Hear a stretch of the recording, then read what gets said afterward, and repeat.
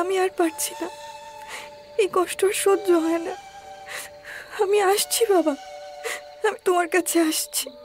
আমি বাঁচতে চাই না, এবার মরলে হাড়টা জুড়বে। মরবো, আমি মরবই। আয় লালন, যা যা শিগগির ছুটে গিয়ে ওকে বাধা দে। এই এই এই এই এই কি কি কি কি করছো কি মেয়ে? ছাড়ো বলছি, ছাড়ো। আরে আরে আপনি কে? আপনি ওকে বাধা দিচ্ছেন কেন? আমার দড়ি দিয়ে দিন, দিয়ে দিন বলছি। আমি মরবো, আমি মরবই। আরে আরে আরে, এ কি করছো? তোমার এত অল্প বয়সে, আর এই বয়সে তুমি আত্মহত্যা করতে যাচ্ছ কেন? হ্যাঁ, কি হয়েছে তোমার? কি হয়েছে? আমি এক অভাগিনী কর্তা, এই পৃথিবীতে আমার কেউ নেই। আর যুবতী মেয়েকে সকলে কেমন অতিষ্ঠ করে তা তো সকলেই জানে, আর সহ্য হয় না। আহা হা হা, সেই জন্য কেউ আত্মহত্যা করে নাকি মেয়ে? তোমার সামনে তো এখন গোটা জীবনটাই পড়ে রয়েছে। কিসের জীবন? আমি কার ভরসায় জীবন কাটাবো বলুন? এই গরিব অভাগীকে কে সাহারা দেবে? কেন আমি দেব? আমি এই গ্রামের মহাজন, ঠাকুরের দয়ায় পয়সা করি মন্দ নেই। তুমি আমার সঙ্গে চলো। ইস, চলো বললেই বুঝি যাওয়া যায়? আপনার বাড়ি গিয়ে আমি কি পরিচয় থাকবো শুনি? লোকে নিন্দে করবে না?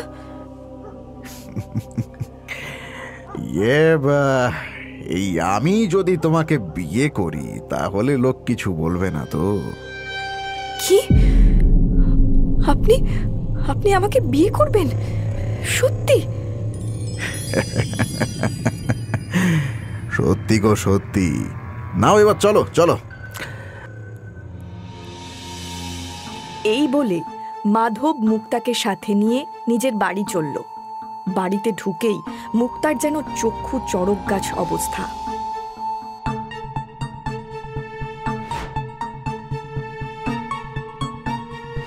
মুক্তাকেও তার ঘর দেখিয়ে দেওয়া হলো। নতুন বাড়িতে মুক্তা বেশ জমিয়ে বসল। এরপরে কেটে গেল দিন তিনেক। তা মুক্তা, নতুন বাড়িতে ভালো লাগছে তো? দারুণ, খুব ভালো লাগছে কর্তা। আমার মতো অভাগীর জন্য এ তো স্বপ্ন সত্যি হওয়ার মতো। নেহাত আপনি ছিলেন, নইলে। না না না না না না, ও কথা বলতে নেই। আমি আছি তো। আমি থাকতে তোমার কিচ্ছু ভাবনা নেই মুক্তা। তুমি আমার রাজরানী হয়ে থাকবে। সে আর কদিন কর্তা, তারপরে তো পথের ভিখিরিকে সেই পথেই ফিরে যেতে হবে। তার মানে তুমি কি বলছো আমি যে বুঝতে পারছি না? অপরাধ নেবেন না কর্তা, ছোট মুখে বড় কথা কইছি। কিন্তু আপনার তো বয়স হয়েছে, যদি আজ বাদে কাল আপনার কিছু একটা হয়ে যায়, আমায় তো সেই পথেই ফিরে যেতে হবে বলুন। হ্যাঁ, কি বলছো কি?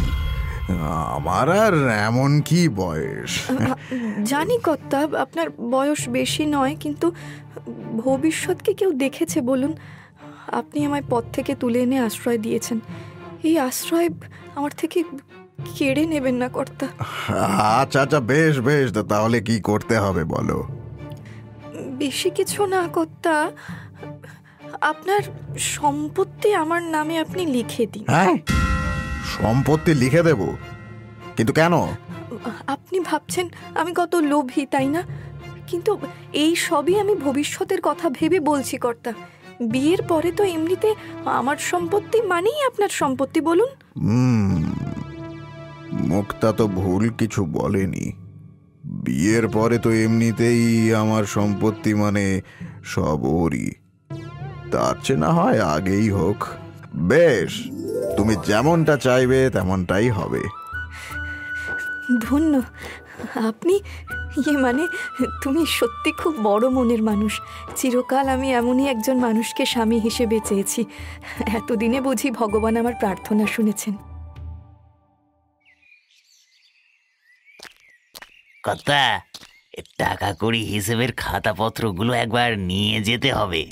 হিসেবপত্রের খাতা? আমি এখানে বসে রয়েছি আর তুই হিসেবপত্রের খাতা নিয়ে কোথায় যাবি? মুক্তা দিদি মানে হবু গিন্নিমা দেখতে চেয়েছেন। কিন্তু কেন? সেই হিসেবের খাতা দেখে কি করবে? কি করব মানে? প্রতি মাসে কত আমদানি হচ্ছে, কত টাকা খরচ হচ্ছে, সেটা জেনে নিতে হবে না? ও মা, সেসব জেনে তুমি কি করবে মুক্তা? সেসবের জন্য তো আমি আছি, এই লালন রয়েছে। তোমায় এসব নিয়ে ভাবতে হবে না।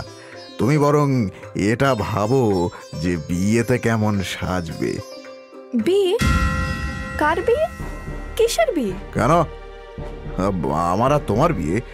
আমি তো ভেবেছি আর দেরি করে লাভ নেই। পরশুদিন খুব ভালো নির্ঘণ্ট রয়েছে, সেদিনই আমি তোমাকে নিজের করে নেব। লজ্জা। বলি, এটা কি বিয়ে নাকি সত্যনারায়ণের সিন্নি শুনি যে বললাম আর হয়ে গেল? আমি ওইভাবে বিয়ে করব না। তার মানে তুমি তো বলেছিলে তাড়াতাড়ি বিয়ে করতে চাও। তুমি বলার সাথে সাথে আমি আমার সমস্ত সম্পত্তি তোমার নামে করে দিলাম। আরে বাবা, আমি কি বিয়ে করব না বলেছি? বলেছি এইভাবে তাড়াহুড়ো করে করব না। তোমার এটা তৃতীয় বিয়ে, কিন্তু আমার তো প্রথম, নাকি? একটু শখ আহ্লাদ পূরণ করব না? সেই বলো। তা বেশ, তো তোমার কি কি শখ আর কি কি ইচ্ছে সব আমায় বলবে। হ্যাঁ, সেসব করেই আমাদের বিয়ে হবে। তোমার ইচ্ছে মানে তো আমারও ইচ্ছে, নাকি? বেশ, সেসব আমি জানিয়ে দেব, কিন্তু তার আগে লালনদা, ওই হিসেবপত্রের খাতা আমার ঘরে নিয়ে এসো, একটু দেখে নি। এইভাবেই প্রথমে মাধবের সম্পত্তি, তার বাড়ি, আর ধীরে ধীরে তার জীবনেও মুক্তার আধিপত্য বেড়েই চলল। মাধবের বাড়িতে সবকিছু মুক্তার নির্দেশেই চলত, আর মাধব যখনই মুক্তাকে বিয়ের কথা বলতো, সে নয় এড়িয়ে যেত, নইলে কোনো না কোনো অজুহাত দিত। মাধবও বেশ বিরক্ত হয়ে উঠল। একদিন, হতো ছাড়া, বলি ডাল ভাত আলু সিদ্ধ দিয়ে চলে যাচ্ছিস যে? বলি খাবার কে দেবে, তোর বাপ? আগে কর্তা, কর্তা, আরে আগে বল না, জিভে কি ভাত হয়েছে নাকি? আগে কর্তা, হবু গিন্নিমা বলেছেন খাবার কম খরচ করতে। প্রতিদিন মাছ মাংস খেলে খরচ বেশি হচ্ছে, তাই সে কড়া নির্দেশ দিয়েছে ডাল ভাত আলু সেদ্ধর বেশি যেন কিছু রান্না না হয়। কে? আমার টাকায় আমি কি খাবো, কি খরচ করব, সেই হিসেবে এবার ওকে দিতে হবে নাকি? হ্যাঁ, ক্ষমা করবেন কর্তা, এসব তো হওয়ারই ছিল। পথের ধুলো এনে মাথায় উঠিয়েছেন, এখন তো ফল ভুগতেই হবে। আয় লালন, তুই কি বলছিস তুই জানিস? হবু গিন্নিমার নামে এই কথা বলার অর্থ তুই জানিস? আপনার সত্যি মনে হয় কর্তা ওই মেয়ে আপনাকে বিয়ে করবে? আপনি কি এখনো বুঝতে পারছেন না, নাকি বুঝেও না বোঝার ভান করছেন কর্তা? চুপ কর লালন, তোর গিন্নিমার নামে আর একটা কথা বললে চড়িয়ে তোর দাঁত ভেঙে দেবো।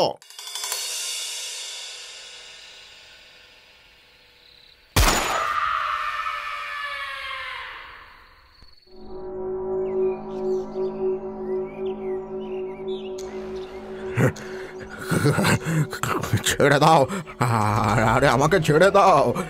আরে দেখো দেখো, কাণ্ড দেখো, বয়স্ক লোকটাকে কিভাবে গাছের মধ্যে বেঁধে রেখেছে দেখো। সত্যি কাকে বিশ্বাস করবে বলো? যারা মহাজন ভালোবেসে এই মেয়েটাকে সব দিল, আর এখন দেখো ওর উপরেই অত্যাচার করছে। এই তো মেয়েদের অবস্থা, আর লোকে পুরুষের নামে দোষ দেয়। তাই বুঝি? তা বুড়ো বয়সে কচি মেয়ে দেখে বিয়ে করার শখ কার জেগেছিল? আর সেই সুযোগে তুমি তুমি যে আমার সব সম্পত্তি নিজের নামে লিখিয়ে নিলে, সেই বেলা বলো কি গো? হ্যাঁ, এই তোমরাই বলো, আমার দোষ নাকি এই পোড়ামুখীর দোষ? হ্যাঁ হ্যাঁ, এই মেয়ে ছেলের দোষ। তোকে পথ থেকে ঘরে তুললো যেই লোক, তুই তার সাথে এরকম ব্যবহার করছিস? হ্যাঁ, ছি ছি ছি ছি ছি ছি। আরে এই তো শিক্ষা। কি জানি কোন অজাত কুজাতের মেয়ে, নইলে যেই মহাজনকে দেবতা জ্ঞানে পুজো করা উচিত তাকেই এমন করছে। তা তোমাদের এই দেবতা কালকে আমাকে খুন করতে গিয়েছিল, তার খবর রাখো। কি খুন? হাই, বলো কি খুন? কি মহাজন, এবারে চুপ কেন, বলো। ওই মেয়ের মোহে আর কতদিন চোখ বুজে থাকবেন কর্তা? যেদিন চোখ খুলবেন সেদিন আর আপনার হাতে কিচ্ছু থাকবে না কিন্তু। তার মানে কি বলতে চাইছিস কি তুই? ওই মেয়ে আমাকে বোকা বানাতে চাইছে। বোকা বানাতে চাইছে না কর্তা, বোকা বানাচ্ছে। ও আপনার সম্পত্তি বাড়ি সব হাতে নিয়ে আপনাকে পথে বসাবে, এই বলে দিলুম। সন্দেহ যে আমার হয় না তা বলবো না, কিন্তু এখন আমি করব কি? ওকে তো বাড়ি থেকে বের করাও যাবে না। বাড়ি থেকে নাহলে পৃথিবী থেকেই বের করে দিন। হ্যাঁ, কি বলছিস কি? মানে খুন করে দেব? হ্যাঁ কর্তা, এটাই একমাত্র উপায়।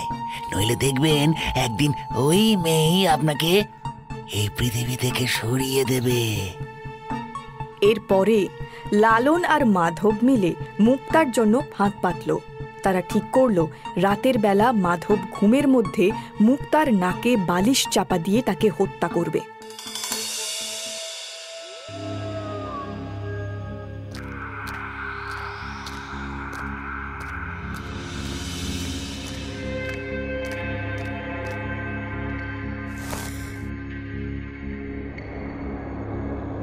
অনেক হয়েছে, এইবার বুঝবি এই মাধব মহাজন কি করতে পারে। বেটা বদমাস, আমাকে মারবি তুই? আমাকে? এক চুল নড়লে না এই বন্দুকের গুলি তোর মাথা ফুটো করে দেবে। কি গো, এবার বুঝলে? হ্যাঁ, এবার তোমরা বুঝলে তো কার অপরাধ? না না, ও মিথ্যে বলছে। সম্পত্তি নিজের নামে করে নেওয়ার পর থেকে ও আমার উপরে খুব অত্যাচার করত। আমি বুড়ো মানুষ, কত সইব আর? তোমরাই বলো। হ্যাঁ ঠিকই তো, আমরাও দেখেছি এই মেয়ে ও বাড়ির সকলের উপরে ছড়ি ঘোরায়। হ্যাঁ হ্যাঁ, ওর মতলব কি আমরা আর বুঝি না নাকি? আমরা কি অন্ধ? এখন তোমরা অন্ধ নও, তাই না? কিন্তু আজ থেকে 10 বছর আগে যখন আমার বাবা সকলের সামনে হাত জোড় করে নিজেকে নির্দোষ বলেছিল, তখন তোমরা সকলে অন্ধ হয়ে গিয়েছিলে, তাই না? হ্যাঁ, তার মানে কি আবল তাবল বকছো তুমি? নিমাই সাহার নাম তোমাদের মনে আছে নিশ্চয়ই, যাকে তোমরা নৃশংসভাবে মেরে হত্যা করেছিলে। না থাকলে একে মনে আছে তো? মা, একটু এদিকে এসো তো। মালতী?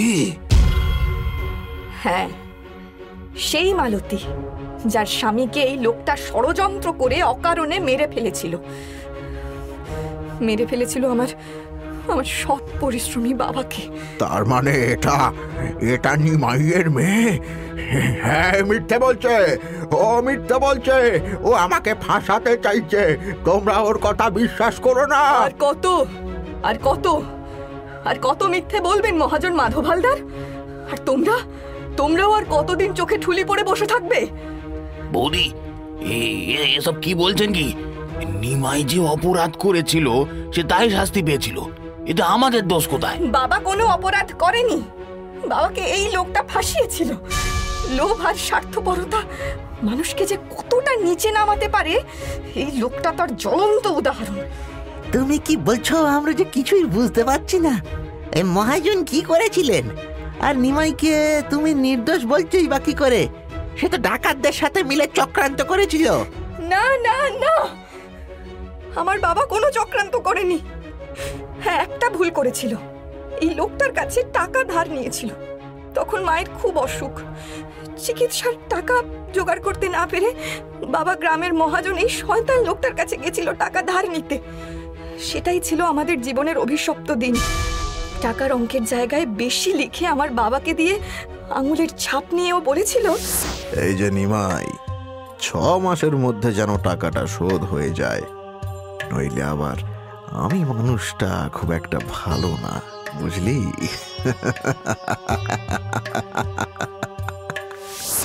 বাবা ছিল এক কথার মানুষ।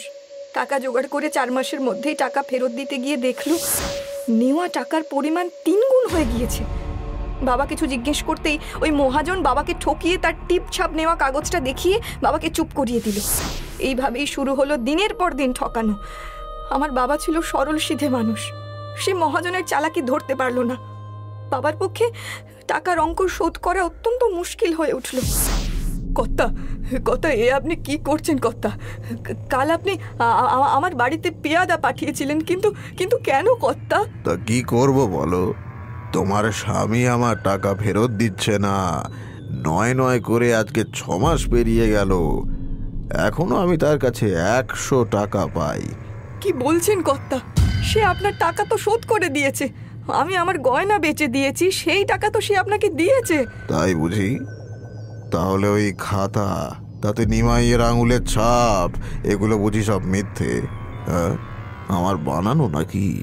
কর্তা, কর্তা, আমাদের কাছে যে আর আপনাকে দেওয়ার মতো কিচ্ছু নেই, কেবল ভিটে বাড়ি আর জমিটুকু রয়েছে। কর্তা, এবার দয়া করুন কর্তা। আহা, অমন করে কাকুতি মিনতি করো না মালতী। মেয়ে ছেলেদের কষ্ট আমি আবার সইতে পারি না। কর্তা, আমরা গরিব মানুষ কর্তা, এভাবে টাকা দিতে থাকলে আমরা যে পথে বসবো। সত্যি বলছি কর্তা, আমাদের কাছে আর কিচ্ছু নেই। কে বলল তোমার কাছে কিচ্ছু নেই?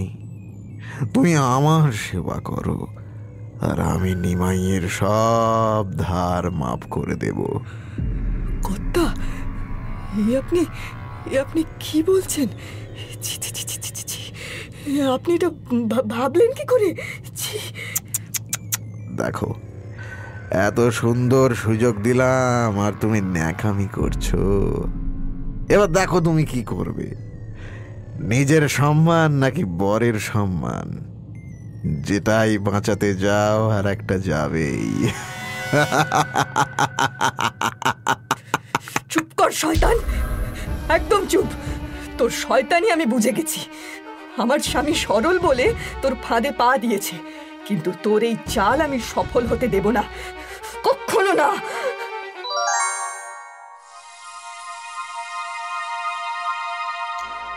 এই গিরে, এই নে নে, তোরা শিগগিরে জমি দখল নে। যে বাধা দিতে আসবে তাকে কেটে রেখে দেবে। এ কি করছেন কর্তা? এটা তো আমার জমি, এসব হচ্ছে কি? তোর জমি নয়, তোর জমি ছিল নিমাই, আজকে থেকে এটা আমার সম্পত্তি। 6 মাস পেরিয়ে গেছে, তুই আমার টাকা শোধ দিতে পারিসনি, তাই এটা আমি দখল করলাম। এ কি বলছেন কর্তা? এই জমি না থাকলে আমরা খাবো কি? কর্তা কর্তা কর্তা, এমন নিষ্ঠুরতা করবেন না, দয়া করুন, দয়া করুন। তোকে দয়া করেই আজ এতদিন ধরে অপেক্ষা করছে নিমাই, কিন্তু তোর বউটা। যাই হোক, এই জমি তুই আর পাবি না। এইবার তোরা বুঝবি কত ধানে কত চাল। কর্তা কর্তা কর্তা, দোহাই আপনার কর্তা, কর্তা। এই বেরো বেরো বলছি, আর যদি এই জমিটি সীমানায় তোকে দেখি শেষ করে ফেলবো। বেরো। ছাড় ছাড় আমায়, ছাড় ছাড় ছাড়। এই জমি আমার, এই জমি আমার, আমার। মহাজনের এই অবিচারের বিরুদ্ধে বাবা আর মা মিলে পরামর্শ করে রাজামশাইয়ের কাছে বিচার চাইতে গেল। রাজপ্রাসাদের এক পেয়াদা বাবার কাছে এই কথা শুনে সেটা মহাজনকে গিয়ে বলল। মহাজন বুঝলো রাজা জানলে তাকে শাস্তি পেতে হবে। এবার সে অন্য পথ ধরল। বাবাকে ডেকে সে বলল, নিমাই, এই যে নিমাই, তোকে আমি সেই কখন থেকে খুঁজছি জানিস? এই তো পথেই দেখা হয়ে গেল। আমার সাথে আপনার কোনো কথা নেই কর্তা, আপনি যা করেছেন তারপরে। ভুল, আমি ভুল করেছি নিমাই, তাই তো সেটা শুধরে নিতে চাই। তোর জমি আমি তোকে ফেরত দিতে চাই রে। সত্যি? আপনি আপনি সত্যি বলছেন? আরে হ্যাঁ রে, হ্যাঁ সত্যি বলছি। কিন্তু তার আগে যদি আমার একটা উপকার করিস, বড় ভালো হয়। হ্যাঁ বলুন না কর্তা, আমি আমি সব করে দেবো, সব। আর তেমন কিছু না, আসলে বেশ কিছুদিন ধরেই বাড়িতে একটা যজ্ঞ করব ভাবছিলাম। তা পুরোহিত বলেছেন সেই যজ্ঞের জন্য নাকি গৃহস্থ বাড়ির মাটি লাগবে। তা তুই যদি গ্রামের লোকেদের বাড়ি থেকে সেই মাটি এনে দিতে পারিস তাহলে বড্ড উপকার হয়। ও বাবা, এই আবার এমন কি কথা? আমি এক্ষুনি গিয়ে নিয়ে আসছি। আরে দাঁড়া রে দাঁড়া, যদি এতটাই সহজ হতো তবে তো আমি চলে যেতাম। পুরোহিত মশাই বলেছেন এই কাজ রাতের অন্ধকারে করতে হবে, যেন কেউ টের না পায়। হ্যাঁ, রাতের অন্ধকারে? কিন্তু কেউ যদি আমায় চোর ভাবে। আরে ধুর ধুর ধুর ধুর ধুর, ওইটুকু মাটি নিলে আবার কিসের চুরি? তবে হ্যাঁ, এই কথা যেন কেউ জানতে না পারে। তুই কিন্তু তোর ঘরের লোককেও বলবি না, নইলে নাকি যজ্ঞের গুণ থাকবে না। আচ্ছা বেশ, আজ রাতেই তাহলে এনে দেবো খন। কিন্তু তারপরে আমার জমিটা ফিরিয়ে দেবেন তো কর্তা? আরে হ্যাঁ রে হ্যাঁ, ভদ্রলোকের এক কথা, বুঝলি না? সেদিন বাবা ওই শয়তানটার চক্রান্ত বোঝেনি। বাবা রাতের অন্ধকারে লোকের বাড়ি থেকে মাটি নিয়ে এলো। কয়েকজন লোক বাবাকে লুকিয়ে কিছু করতে দেখে সন্দেহ করলো। পরদিনই ঘটলো সেই ভয়াবহ কাণ্ড। বাবা যে সকল বাড়ি থেকে মাটি নিয়ে এসেছিল, সেই বাড়িতেই হলো ভয়ঙ্কর ডাকাতি। আমরা তো ভেবেছিলাম নিমাই ডাকাতদের সাথে চুক্তি করে আমাদের ঘরে ডাকাত ঢুকিয়েছে। হ্যাঁ, আমরা সকলে মিলে নিমাইকে চেপে ধরেছিলাম তো। শয়তান, বিশ্বাসঘাতক, চর সেজে ডাকাত ডাকা হয়েছিল। হ্যাঁ, এত সাহস তোর? আমি আমি কিছু জানি না, সত্যি বলছি। আমি কিচ্ছু করিনি। আমি তো কেবল যজ্ঞের মাটি নিতে গেছিলাম। এই মিথ্যে কথা, তোর জন্য আমাদের সর্বস্ব লুট হয়ে গেছে। আমি আমি আমি আমি জানি না, আমি সত্যি কিচ্ছু জানি না। ওইভাবে বলবে না, ওকে বলাতেই হবে। এই এই লাঠি ডান্ডা নিয়ে এসো তো। না না না না না, ও নির্দোষ, ও নির্দোষ। ওকে ওকে তোমরা ছেড়ে দাও, দয়া করে ওকে ছেড়ে দাও। মারো মারো ওকে, মারো। ওকে ছেড়ে দাও।